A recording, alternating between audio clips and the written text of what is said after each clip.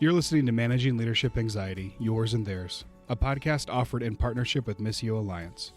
Each episode, we discuss internal and relational pressures, how they block effective leadership, and how we can move through them to a greater health. And now your host, Steve Cuss. You know, folks, I think we've all looked around in these last few years and been pretty deeply disturbed by the number of church leaders that have had to be removed from their ministry due to any number of reasons. I don't want to limit it to one or two reasons, but I would say in summary, particularly pastors being removed from their ministry because their public reputation and their public image is dramatically and disturbingly different than their private behavior. And at some point, some leaders find out about this, either outside leaders that whistle blow into the church, or sometimes it's the church's own leaders that figure out that oftentimes it's the lead pastor or the personality that's really driving the church is living at such drastic odds with their public image that they have to be removed. Now, what so often happens is for many of these people is they never admit, they never come clean. Maybe they just hide and go away, but they're in full denial. Other leaders, they'll kind of be repentant for a while, and it's really not for me to judge. I don't know their hearts, but it is disturbing to me to see the amount of public profile leaders that get caught, begin a process of repentance, cut it short, and kind of cut people off and then launch a new church on the basis of their personality. But there's the occasional exception to that rule. And today's guest, I really believe, is the exception to that rule. Today I'm chatting with Darrin and Aimee Patrick. Darrin founded the Journey Church in St. Louis. He was instrumental in building the Acts 29 church planting network. And a few years ago, his elders came to him, and it's his story to tell. I'm not going to tell it. If you don't know it, it's available for you to find out. But basically, Darrin had to step down from ministry, had everything taken away from him. But the reason I was really interested in talking to not only Darrin, but also his wife, Aimee, is because they submitted, or I should say Darrin submitted, to a full restoration process that took quite a long time. And he's now back in ministry. And he's clearly been humbled by the experience and is very comfortable talking about what he's learned. I was also keen to get Aimee on the show. I was really appreciative that Aimee would come on so she could also share the impact on her. If you've noticed this season, I've been featuring more couples because I'm interested in how leadership affects both the spouse and the leader. Whether the man is the leader and the wife is the woman is the spouse, or sometimes the woman is the leader and the man is the spouse. It's interesting to me to get both of them on at once to hear the impact on each other as one of them leads. So let's listen in on Darrin and Aimee now. So Darrin, let's talk about young leader syndrome. I had a heavy dose of it when I was young, for sure. And when we have our interns, we have college interns work at our church. I just see it particularly in young white men, particularly. Does that resonate with you? Did you struggle with that? What I call young leaders, you get lots of affirmation for your gifts, and you're not aware there's a shadow side of it. Oh, absolutely. And it's easy in those situations to go, well, I'm an initiator, I'm not an executor, or I have communication gifts, I just don't have administrative gifts. So you kind of lump those comments and criticisms and kind of you bifurcate them so you don't really have to look at your shadow side. For me, a lot of the shadow side is related to doing too much and getting spread too thin. And so then it's like, he starts all these things, he does all these things, he speaks well, he gathers people, he raises money. But then it's like, well, wait a minute, though. He also avoids intimacy and he avoids depth. But nobody talked about that as long as all the other stuff was going. And so, absolutely. I mean, I love that term, young leader syndrome. I had it. I'm trying to get out of it. Yeah, still trying to grow out of it. Yeah, me too. How old would you have been when you first, either you or Aimee, first started to notice, like, oh man, there's a shadow side to these gifts? Yeah, I don't know if we really saw it until we actually planted a church, and we were really the leaders in charge per se. And I think it was really confusing at that point because in the church planting world, we were considered to be very, very successful, and things were going very, very well. But there started to be, I think, more rumblings relationally, kind of below the surface, but coming more and more to the surface. That I don't know if we saw those things really until we took more of a primary leadership role. And as the church grew, those things grew and were exacerbated. Yeah. And, so then it's like, well, staff to your weaknesses, so then you hire people who aren't good at what you're good at. And I mean, she would constantly, I just remember constantly coming to her and go, okay, now we figured it out. We're going to have this tier of leaders at this level, and these are going to be the people that we most connect with. And I was always trying to fix issues of the soul with processes and structure. And I think that started happening. Our church grew very rapidly, very quickly. And I think that happened probably in year 3 or 4, where I started really trying to, if you want to say it, like fix issues of the soul with, issues of structure. Yeah. And I think, Darrin, you also had the double pressure of not just a rapidly growing church, but also a rapidly growing national reputation. Right. Yeah, that didn't help. Yeah, talk to us about what that was like for you. You start getting recognized and publicly acknowledged for your gifts, and then people are asking you to come around and coach them, and you're speaking. Yeah. How was that for you? Yeah, it was such a weird time. And I look back and I go, oh man, if we would have just had some older brothers and fathers in our movement, to kind of help. But, we were all really young, and this thing was happening almost to us.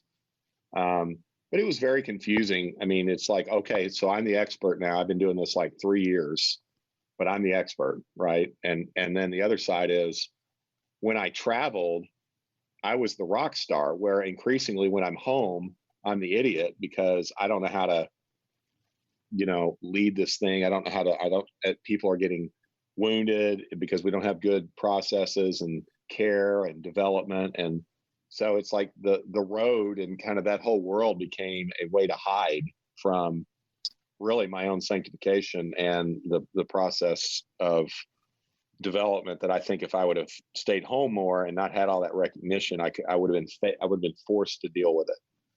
But the whole minor celebrity thing really provided a temptation to escape dealing with the shadow side.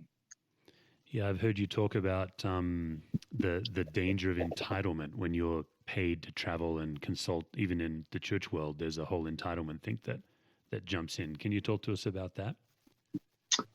Yeah, I mean, it's somewhere, we're supposed to be servant leaders, right? And so, which says, I'm here to serve you. Entitlement says, you are here to serve me. And I think that, even, it sounds ridiculous, but you get used to people treating you a certain way. And if you've got any kind of narcissism in you, which I do, I have not been diagnosed with the disorder, thank God, but I definitely see those tendencies in me. And it's very alluring and very confusing. And you click over really quickly. I remember one of our elders saying, man, when early on, you were just like, you were so surprised that God was blessing the church and your ministry. And he said, then it got to the point was you started expecting it. And I think that was very indicting to me. Yeah. I think something that's not talked about enough in church growth is what's also true is it's not just that you were, for example, ambitious and driven. It's also true that you and Aimee, you guys were just trying to keep up with the growth. And so balls are dropped and you sacrifice relationships for efficiency, things like that. It feels like that makes it more difficult when you receive criticism because in many ways what's true is you're doing the best you can to keep up. Does that resonate with either of you guys? 100%. Yes. I mean, that's when I look back on those years, that's how it primarily felt to me, is that I was, sprinting something that was intended to be a marathon and was literally just running as fast as I could to keep up. We had, when we planted the church, we had one child who was a year and a half old. And over, the course of pastoring there, we had 3 more children. So our family was growing rapidly along with everything else that was happening. And so, yes, definitely, we were just trying to keep up with what was going on, and truly wanted to make sure that people were well taken care of and that things were done well and in a biblical way and in a healthy way. But some of that below the surface stuff in Darrin, I think he said, many times after the fact now, that he wishes he would have been more intentional about putting on some brakes and slowing some things down. But that's very, confusing when people are coming to Christ and your church is growing and wonderful things are happening. So that was a huge conundrum, I think, through that entire time. Yeah, that's right. And Aimee, while you're chatting to us, a topic that my wife and I are fascinated with, because I'm a lead pastor as well, is regardless of your official role in the church, you are the lead pastor's wife, which Right. means that you have to deal with secondhand fallout from his leadership. Yes. I'm talking about conflicts that he gets in, criticism that he faces. You know about it, but you never get the opportunity to have direct access to deal with it. Yes. Very difficult. It was, hard for me many times when, Darrin would tell me that a situation had been resolved, perhaps something that had been a relational conflict. But, I would kind of be left with the thought of, was it really resolved? Because I wasn't in the room. I didn't hear that conversation. I don't know exactly what happened there. And nor am I saying that I should have been, in all of those conversations. But it does leave pastors' wives in a very tricky situation, because you don't know all of what's going on. You're not privy to everything, but you're absolutely affected, particularly relationally, with how those things go. And it often feels very confusing, I think, and can feel very lonely as well. That's right. Yeah. Well, as you guys know, my field is noticing organizational and individual chronic anxiety. Mm-hmm. And this is something I'm just putting more work into now, is this kind of secondhand anxiety, because you're fully in it, but you don't get to deal with it directly. It's all indirect. Yes, exactly. Yeah. So Darrin, just take us to the day when your elders sat you down and basically said, look, you've crossed some lines. You have to step out of ministry to get help. Just tell us a bit about what that was like for you in that initial conversation. Yeah, I mean, it was devastating. The hardest part was it was an ending of the the job. I mean, it wasn't you get restored back, and so that was really hard to deal with. Their generosity in our restoration process to help us do that that whole time period, which we can talk about, was very, very, like I said, generous. But it was hard, because I'm just like, man, it's over. Like, there's no way to fix this. And devastated, suicidal, very said. I mean, the whole process led me to have to seek medication for depression, anxiety, which I'd never had to do. And we had a counseling center. I mean, we started a counseling center out of our church. I think at one time we had 10 full-time employees, just counselors plus staff, but huge thing. And I believe in counseling, and medication for everybody else. But I wasn't against counseling, and I had seen a counselor, but as far as regularly having to, where you don't know if you're going to make it, that's the position I was in. And thank God we ran across some amazing counselors that helped us. But yeah, it was, I mean, the word would be devastated. I think just absolutely devastated. Yeah. How long into that process, Darrin, until you began to feel some hope for the future? So what is today? Longer than we would have liked. Way longer. Yeah, it was a year of no ministry, 15 months, and then another year of supervised ministry. And I would say probably at that towards the end of that second year, so probably really about 2 years in, before I really was hopeful. I'm not saying I wouldn't have glimpses of hope, but as far as like, oh, there's a future. I mean, because I didn't want to do ministry. I mean, there was a whole point in this thing. I'm just like, I'm done. And so then that had to the Lord kind of said, no, you're not done. It's going to look differently, but you're not done. And so, but yeah, I mean, that's where the elders and leaders at Seacoast Church absolutely just, I mean, we are eternally grateful for the way they loved us through that and helped me process my call and help me heal and have be able to use some of my gifts, but not have to be on the hook. I mean, Pastor Greg even said, he's like, listen, you are still broken in some of your leadership stuff. We're not going to have you lead a bunch of stuff, but you are an amazing teacher. We want you to teach. We want you to do some mentoring.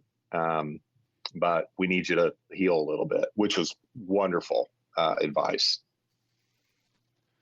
Yeah, one of the reasons I was excited to have you guys both on the podcast is you're one of the few public pastors that I know, Darrin, who was very publicly and unfortunately for you guys famously removed from your pulpit, who actually embraced the entire restoration process. So many of these men, at some point, they shortcut it or bail out or they just kind of reboot somewhere else, right? But it seems to me that somewhere along the way you embraced all of it. Is that accurate? I think so. I mean, there was definitely a disagreement on, the second year, how that should go, but with, some of the people on the team, but, Greg was very convinced, as were several others, that, no, it's good for him to use this gift. So the debate was, should he be doing any ministry at all? And, but, I felt early on, like, I just felt like, I mean, I'm not a big Jesus told me guy. Like, I don't want to, be flippant with that, but I really felt like, the word was, I am perfecting you through this imperfect process. And it was imperfect. There were a lot of miscues, and any restoration process is messy because it's just there's no playbook. There's no way to know how to do it. And so, but it was like God was like, stay in it. I mean, it was and then Pastor Greg was like convinced. He's like, you need to stay in this. It's going to be hard, but this is good for you, and it's going to be best in the long run.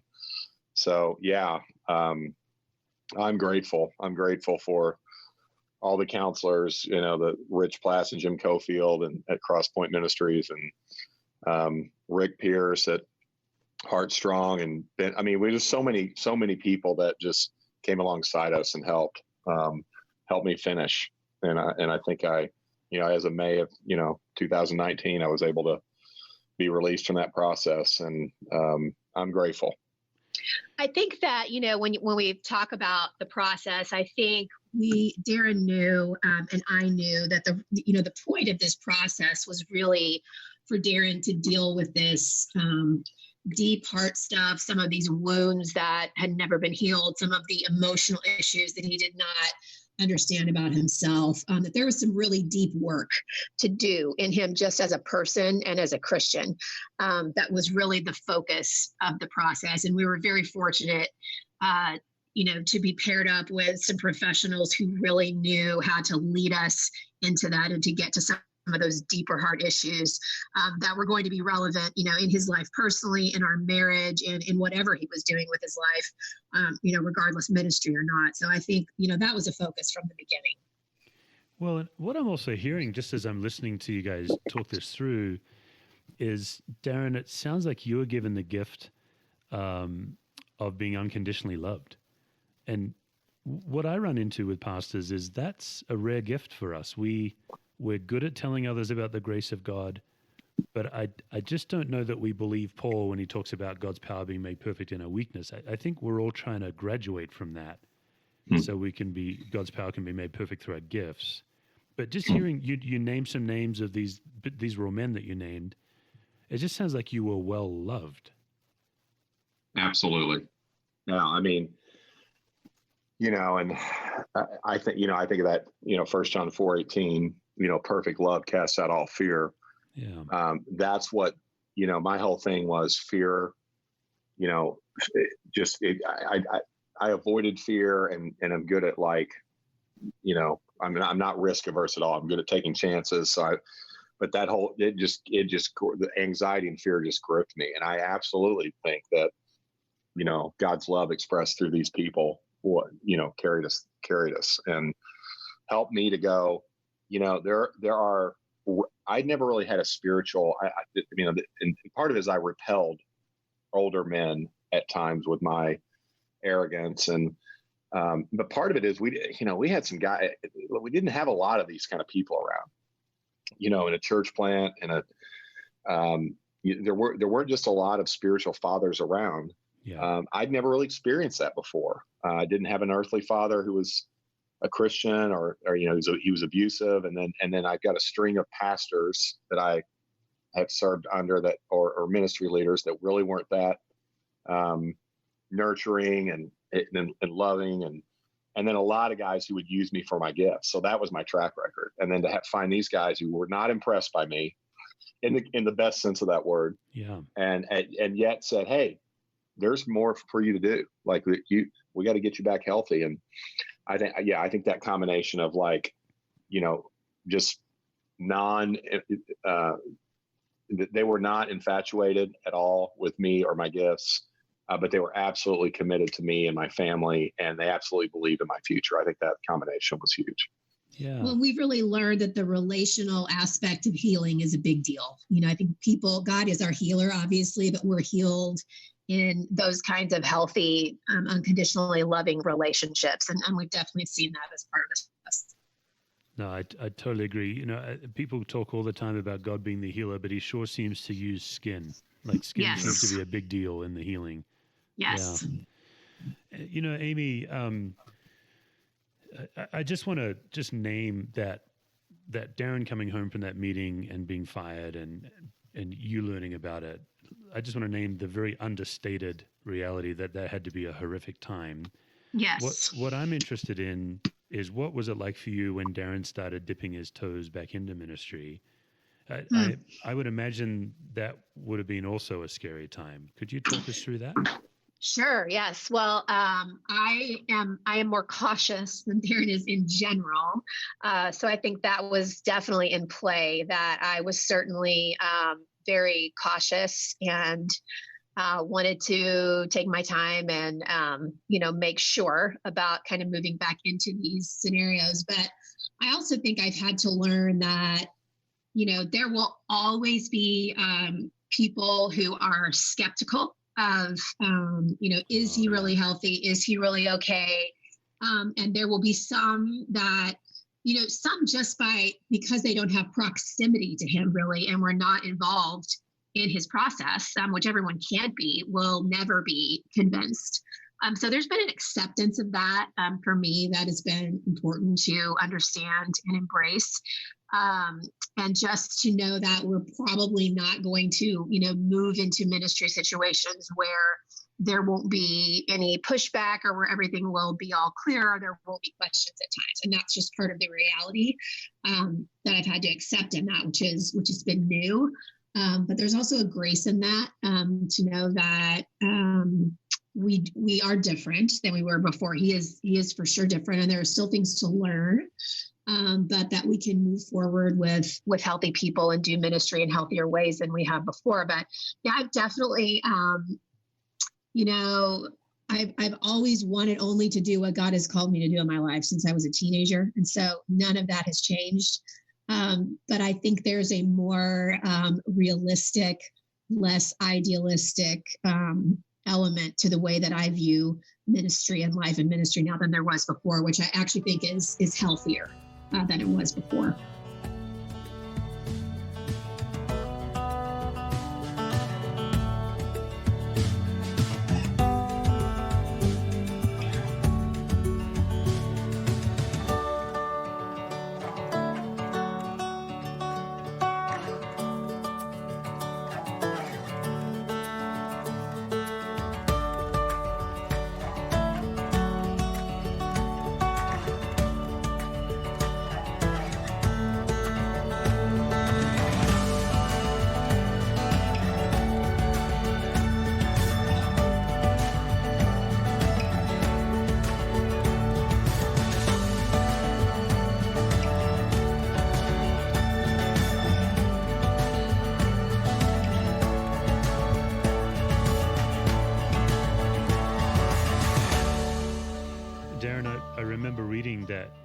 obviously you've had a pretty complex relationship with your dad, but he died kind of in the season of all this. Right before it. Yeah, my experience with action-oriented leaders is that we're often like the last person to know that we're not okay. It's almost like we bank pain and keep moving. How was that for you? Were you able to take the time to grieve, or did you just keep pressing on?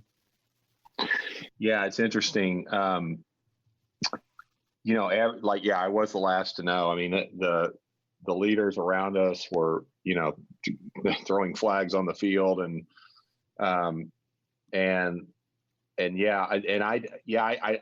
remember my dad died and realizing, man, the best thing I can say is just I felt like something broke inside, and my fear, looking back, I wish I would have said, hey, I need a 6-month sabbatical, which I'd never had a longer than I think the longest I'd ever been off was 2.5 months in 14 years. We were having all this conflict within the team. And my fear was, if I leave, then I'm going to lose control of this. And so I'm just going to push through it. I mean, that was a conscious choice.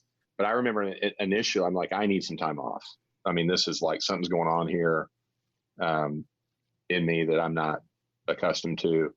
And it's deceiving because I'd written about father wound and forgiving your dad. And I really had. I mean, I as much as I knew. And then, all this stuff happens, and, grieving is, I'm not used to grieving well. And so then it's like, I'm in the middle of that. But yeah, there was definitely a season of like realizing, oh my gosh, like what everybody has been saying, I'm starting to see, but I just didn't have the tools to deal with it. And I didn't have the faith to really trust God in it. And which is why I think, everything happened as it happened. Because I think God gives us plenty when leaders are about to implode. He gives plenty of opportunity to repent. I think there's multiple opportunities, and that was one of them, and I didn't take it. And as they say, plan A is humility, plan B is humiliation. So I unfortunately took plan B. Yeah. The other thing I'm interested in for either of you to answer is I've noticed in my own life, I'm projecting onto you guys, so if this is inaccurate, please correct it. But I've noticed in my own life, in my early years, people would compliment me for how much I could handle. Mm-hmm. And I took it as a compliment. My wife, though, was always concerned. She'd always be saying, are you okay? Like, you're carrying a lot. But I would hear it as, yes, I am, And in the last several years, I've made a vow to God that anytime somebody says to me, wow, you can carry a lot, that I should take it as a threat and an insult rather than a compliment. It's not something I should be proud of. Interesting. How does that resonate with you guys? Yeah, I think Amy loves that one. Well, I think what I would say, about that for Darrin is that, he's very persuasive. And so there was always a good reason as to why he could carry as much as he was, and he was doing fine. And another opportunity was going to be okay. So when we would have these discussions about these things, when I would say, things similar to what you just said, your wife would say, this seems like a lot. Yeah. He was very persuasive in return, and I really didn't have a whole lot of argument back around that. I would also say, though, something that I've learned about myself is that I kind of grew up in an environment where, probably too much happening and feeling overwhelmed all the time was the norm. So, even though I could look at it at times and say, boy, this feels like a lot, it was also the normal for me to feel pretty overwhelmed and to think that was just kind of how we all had to operate. So I think there were ways that I enabled that in Darrin without really meaning to. I could just pick up the slack and keep going and keep all the balls spinning, for a while, as a way to what I thought was help him, when in retrospect, it really wasn't helpful at all. And it was really, kind of serving some of my own needs to remain in, a state that was comfortable for me, even though it wasn't healthy. And that's been a huge revelation for me. That's good. Well, I don't know if you've been warned or if the rumor mill has gotten to you guys, but every guest on this podcast answers a set of questions about chronic anxiety that we very helpfully call the gauntlet of anxiety questions. And I've had them described as a equal parts proctological exam and roller coaster ride. So That sounds lovely. Wait, at the same time, a procto exam while riding a roller coaster? Thanks for asking. Concurrent. It's a concurrent experience. So what I do is because, you guys I know are Enneagram trainers. My field is systems theory. I know, Darrin, you and I have kicked it around a bit on Twitter. Yes. I'm going to be a little teachy, but in the episode I'll be editing out my instruction and we'll just get to the question. But I want to try to do it, coach you in a way that is helpful. Yeah. So chronic anxiety in family systems theory is a perceived need that you don't really need. So in my case, I need to be liked. I have a chronic people-pleasing idol.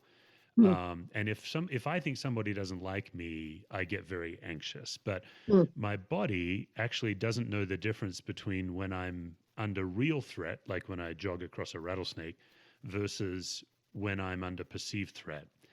And in family systems theory, the theory is the reason we burn out is we're carrying massive levels of unaddressed chronic anxiety.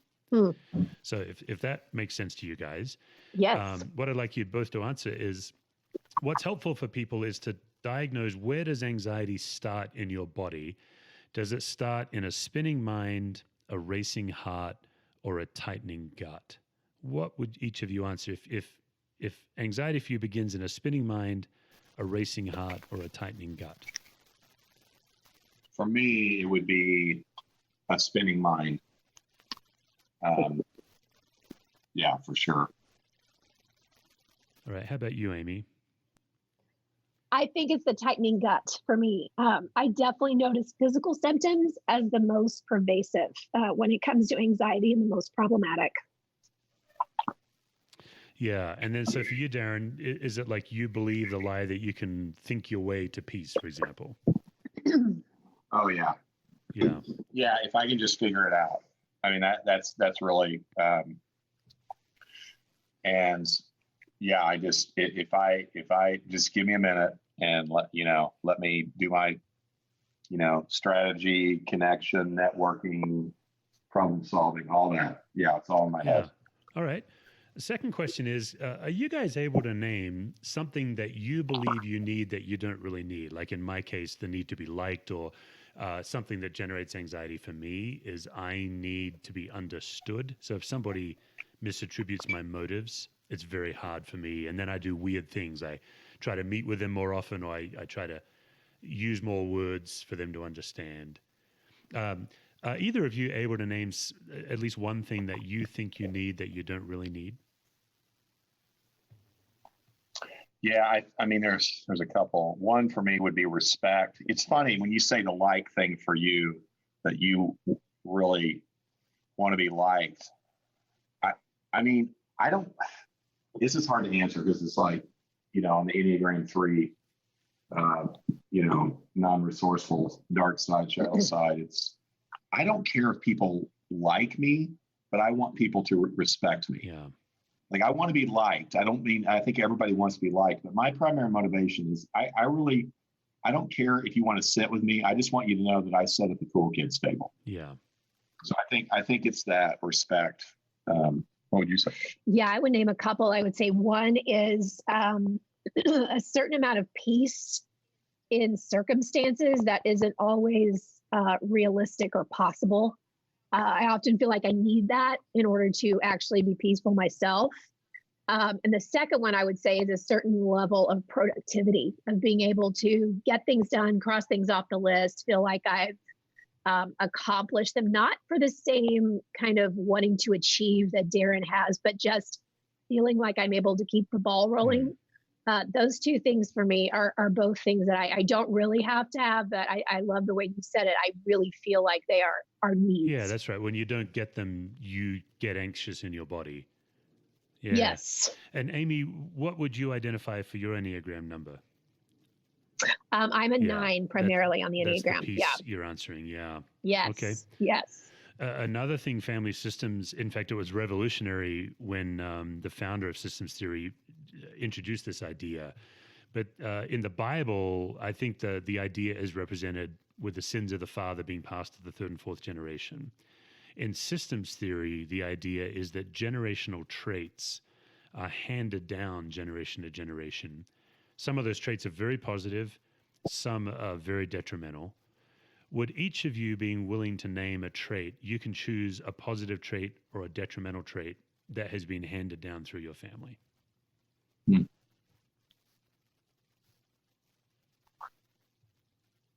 Yeah, I think for me, it would be like results are all that matters. Okay. And so it really doesn't matter how you get there, just get it done. My dad was a blue collar guy, 10th grade education was the highest level, 10th grade, and just work, and you just, and just get result. It doesn't matter if you're sick, you got to work. It doesn't matter, you just push through and get the result. And then I think positively, I think that, on the other side of that coin is a work ethic. That's right. Like you show up, right?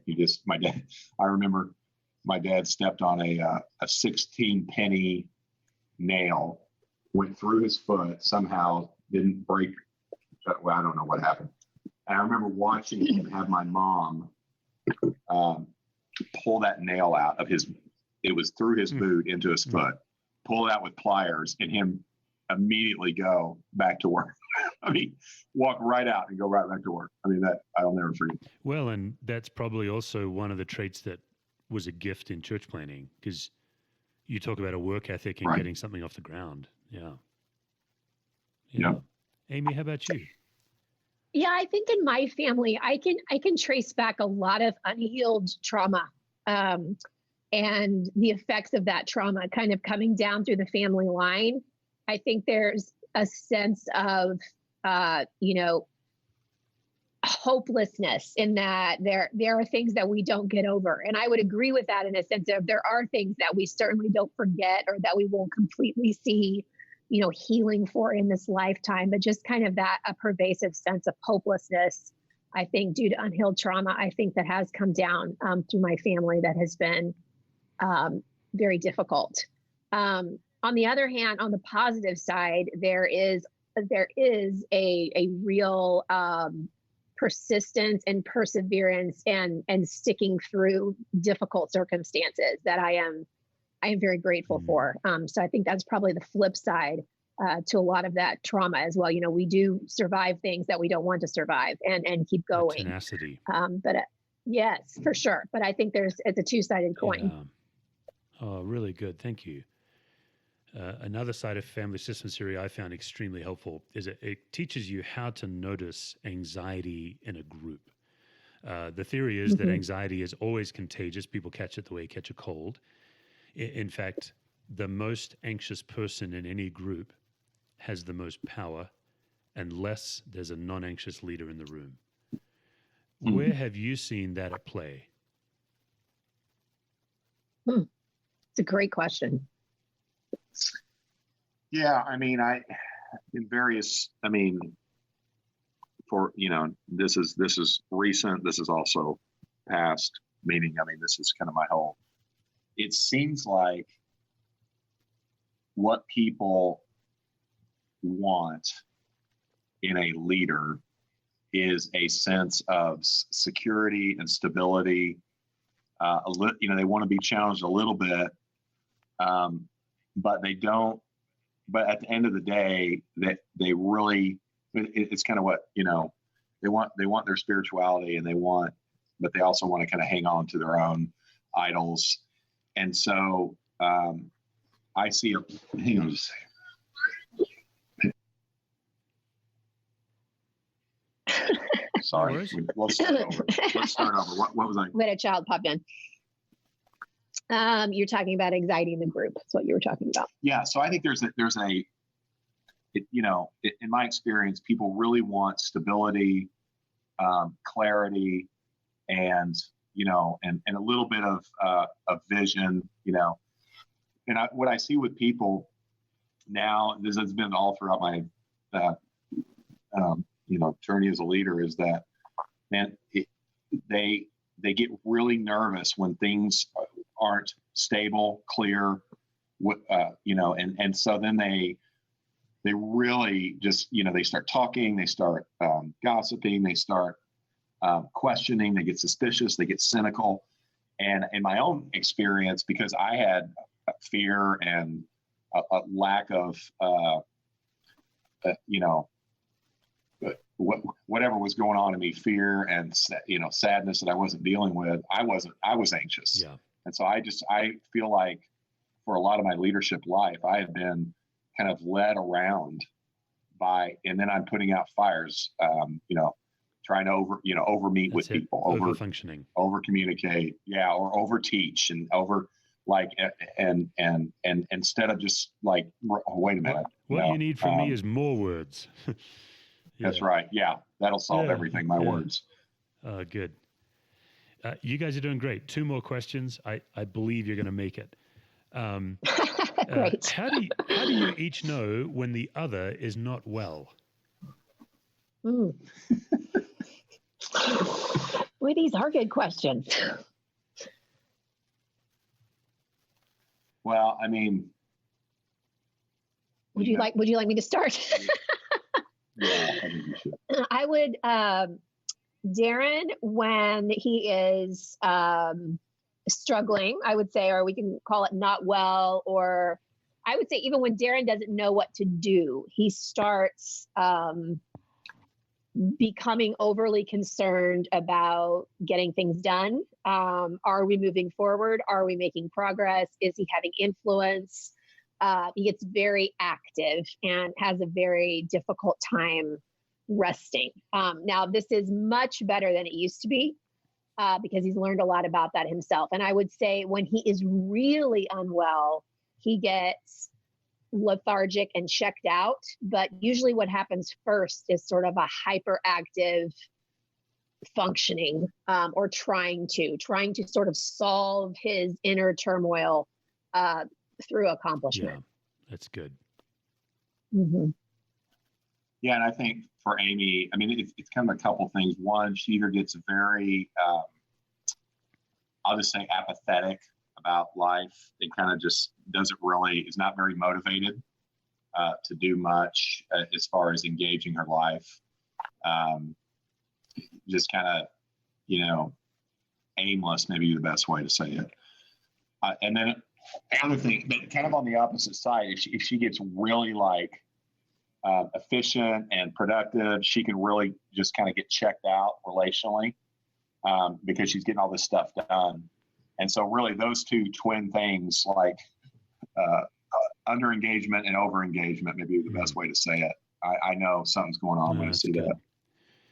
that. Last question, I think, is actually the most important one, because the work I've done is the theology of chronic anxiety. I believe that it gets us in its grip, very similar to the way Paul teaches about sin getting us in its grip.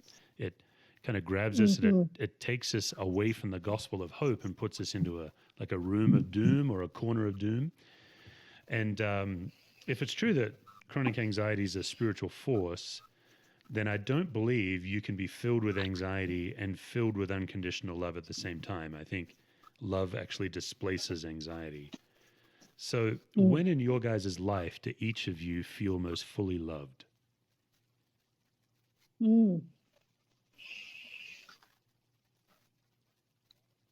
Probably for me, after all the stuff went down, and Aimee just said, I'm not going anywhere. We're going to get through this.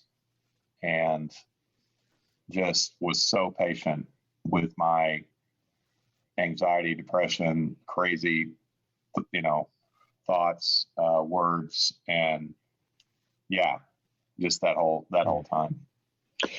Yeah, I would agree in the sense that, we really,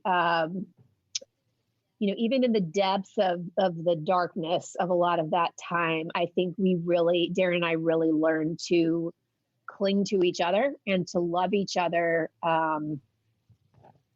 deeply in ways that we hadn't before, because so much was stripped away and there wasn't much left to hang on to except to really love each other well.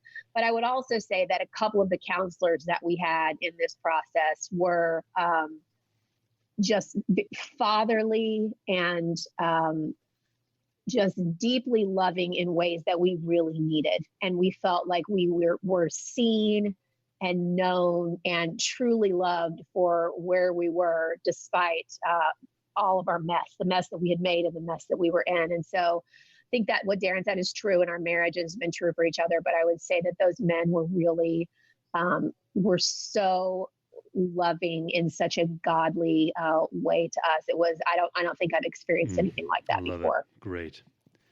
Guys, thank you both so much for coming on. I really appreciate your time. I've been looking forward to this for a while, so thanks for coming and sharing your heart. Absolutely. Thank you so much for having us. For more resources, visit stevecusswords.com or missioalliance.org.